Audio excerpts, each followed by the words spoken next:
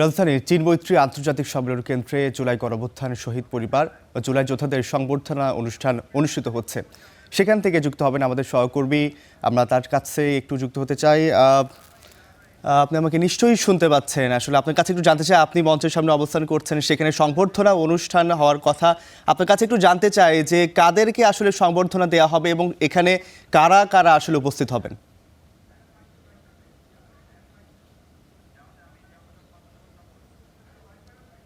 রৌফ, আপনাকে ধন্যবাদ। আমরা রয়েছি বাংলাদেশ চীন মৈত্রী সম্মেলন কেন্দ্রে। এখানে আর কিছুক্ষণ পরেই জুলাই গণঅভ্যুত্থানের 2 বছর পূর্তি উপলক্ষে জুলাই শহীদ এবং জুলাই যোদ্ধা যারা রয়েছেন তাদের পরিবারের সদস্য এবং যারা জুলাই যোদ্ধা রয়েছেন তাদেরকে সংবর্ধনা এবং আলোচনা সভা আয়োজন করা হয়েছে মুক্তিযুদ্ধ বিষয়ক মন্ত্রণালয়ের পক্ষ থেকে।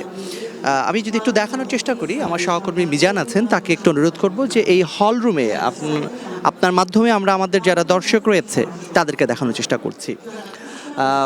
2024 সালের 5 আগস্ট থেকে 2026-এর 5 আগস্ট 2 বছর পার হয়ে গেছে। অর্থাৎ ঠিক 2 বছর আগের আজকের এই দিনে যে রক্তক্ষয়ী সংঘর্ষ এবং রক্তক্ষয়ী আন্দোলনের মধ্য দিয়ে দীর্ঘদিনের স্বৈরশাসক শেখ হাসিনার পতন হয়েছিল, আপামর জনগণ রাজপথে নেমে এসে বুকের তাজা রক্ত দিয়ে কেউ তাদের অঙ্গহানি করে, অর্থাৎ জীবনের সর্বস্ব ত্যাগ করে বাংলাদেশের মানুষকে মুক্ত করার জন্য যে প্রাণপণ লড়াই করেছিলেন, সেই লড়াইয়ের মধ্য দিয়ে যে একটি বিজয় অর্জন করা হয়েছিল, জাতি একটি বিজয় পেয়েছিল, তার 2 বছর পূর্তি আজকে।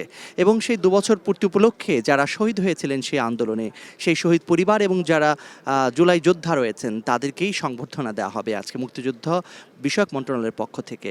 এবং এরপরে আলোচনা সভা, এখানে উপস্থিত থাকবেন মহামান্য রাষ্ট্রপতি হাফিজউদ্দিন আহমেদ বীর বিক্রম, এবং এখানে বিশেষ অতিথি হিসেবে বিএনপি মহাসচিব মির্জা ফখরুল ইসলাম আলমগীর উপস্থিত থাকবেন স্বরাষ্ট্র মন্ত্রণালয়ের মন্ত্রী সালাউদ্দিন আহমেদ, থাকবেন মুক্তিযুদ্ধ বিষয়ক মন্ত্রণালয়ের মন্ত্রী এবং প্রতিমন্ত্রী। এছাড়া বিভিন্ন রাজনৈতিক দল, বিশেষ করে জামায়াত ইসলামী এবং এনসিপির নেতৃবৃন্দকেও এখানে আমন্ত্রণ জানানো হয়েছে এবং তারাও এসেছেন, আমরা তাদেরকে এই হলে দেখতে পেয়েছি। এবং সার্বিকভাবেই এই হলরুমে যারা রয়েছেন তার সেই পরিবারগুলোর যাদের ঘরে এক বিরাট শূন্যতা রেখে গেছে সেই জুলাই গণঅভ্যুত্থান, অনেকেই অপেক্ষা করছেন তার সন্তানের, যারা আর কখনোই ফিরে আসবে না। অর্থাৎ এই যে অপূরণীয় ক্ষতি, যে শূন্যতা জুলাই আন্দোলন রেখে গেছে, সেই শূন্যতার মধ্য দিয়েই জাতি কিন্তু পেয়েছে একটি স্বস্তি, একটি স্বৈর শাসনমুক্ত বাংলাদেশ, যে বাংলাদেশ এখন ঘুরে দাঁড়ানোর চেষ্টা করছে।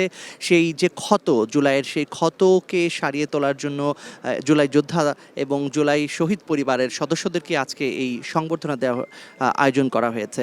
অর্থাৎ একটি শান্তিময় এবং একটি মানবিক বাংলাদেশ গড়ার যে প্রত্যয় শহীদরা দেখিয়েছিলেন, যেই প্রত্যয় তারা রাজপথে নেমে এসেছিলেন, যেই বাংলাদেশ হবে সাম্যের, যেই বাংলাদেশ থাকবে না কোনো বৈষম্য, যে বাংলাদেশে কোনো ভেদাভেদ থাকবে না, অর্থাৎ রাষ্ট্র প্রত্যেকটি নাগরিকের সঙ্গে প্রত্যেকটি নাগরিকের যে অধিকার সেটি নিশ্চিত করবে এবং সেখানে কোনো ধরনের অন্যায় কিংবা বঞ্চনা থাকবে না, সেই বাংলাদেশ বিনির্মাণের যে স্বপ্ন নিয়ে এই শহীদেরা বা জুলাই যোদ্ধারা রাজপথে নেমেছিলেন, তাদের সেই স্বপ্ন বাস্তবায়ন থেকে শুরু করে তাদের সেই আন্দোলনের যে স্মৃতিচারণ, সেই সবগুলোই আজকে এখানে উঠে আসবে। এবং সেই শহীদ পরিবারের সদস্য যারা রয়েছেন তাদের অনেকের সঙ্গে আমরা কথা বলার চেষ্টা করেছি, তারা আসলে এক ধরনের আবেগপ্রবণ অবস্থাতে রয়েছেন। অর্থাৎ অনেকেই তাদের আপনজনকে হারিয়েছেন, যারা কেউ আর ফিরে আসবে না, কিন্তু তাদের আপনজনের আত্মত্যাগের বিনিময়ে তারা যে বাংলাদেশ পেয়েছেন, তাদের স্বপ্নে এখন সেই বাংলাদেশ যেন সত্যিকার অর্থে একটি মানবিক বাংলাদেশের পথে এগোয় এবং কোনো ধরনের ষড়যন্ত্র যেন সেই